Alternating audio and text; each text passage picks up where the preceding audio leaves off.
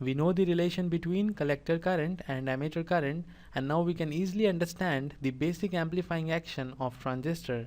I am using common base configuration for this purpose, and you can see I have not shown the DC biasing in this figure because we are interested in AC response.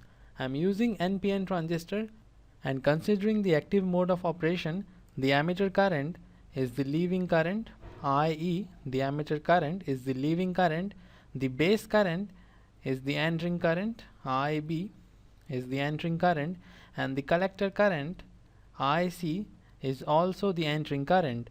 VI is the input voltage and it is equal to 200 millivolts.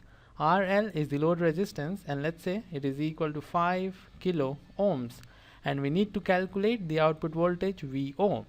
Let's say the input resistance offered by the transistor is Ri and the output resistance offered by the transistor is Ro. In the input characteristics of transistor, you can see slope is large, slope is nearly equal to 90 degree, and slope is equal to 1 by input resistance. So when slope is large, this implies input resistance is small. So the input resistance of transistor is very small, and I will consider a common value of 20 ohms. So Ri is equal to 20 ohms. In the same way, we will analyze the output characteristics of transistor. In the output characteristics, you can see slope is nearly equal to 0, and when slope is low, this implies the output resistance is high. So the output resistance offered by the transistor is very large, and I will consider a common value of 1 mega ohms.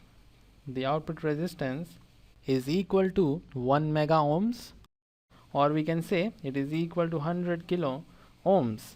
So these are the values of input resistance and output resistance, and now we can easily calculate the output voltage VO. We know input voltage is equal to the input voltage Vi is equal to the input current multiplied by the input resistance. Input current is the emitter current, so Vi is equal to IE multiplied by the input resistance. This implies the emitter current is equal to the input voltage divided by the input resistance. The input voltage is equal to 200 millivolts.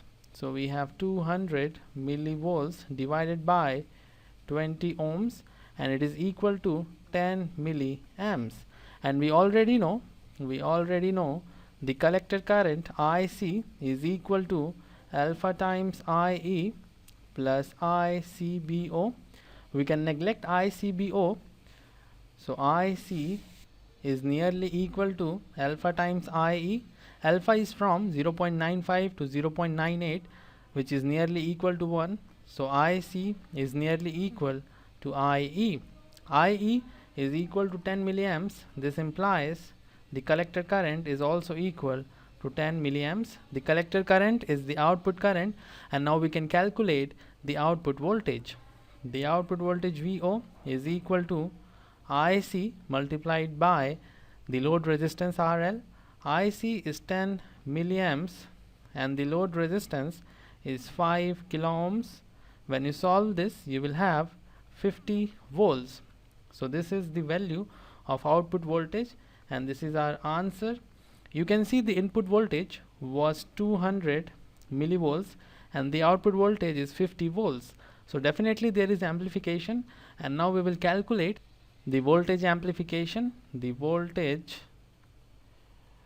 amplification, it is denoted by A sub V, and it is equal to the output voltage divided by the input voltage. The output voltage is equal to 50 volts, and the input voltage is equal to 200 millivolts. When you solve this, you will have 50.